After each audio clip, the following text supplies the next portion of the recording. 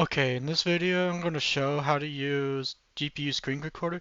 Basically what this does is it basically does exactly like ShadowPlay does with NVIDIA cards. It looks exactly the same and the key bindings are pretty similar. So let's get going. Alright. So it's actually much easier in Windows. All you have to do is just go discover, mine's in favorites, and you just put GPU, this one, click it, then you press install, then you launch it. When you launch it, there should be like a white window, and press try the new UI, enter your password, then it should look like this, the new menu.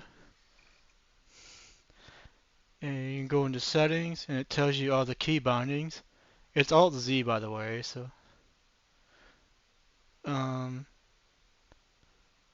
you can do everything. Take screenshots, do everything that ShadowPlay can do. You can even use your PlayStation controller and to record and stuff.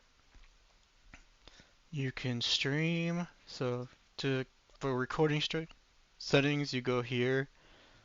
I use advanced view. For my graphics card, I put AV1 because it supports it and very high. I really couldn't tell the difference between ultra and very high, not very much, and it takes up less memory.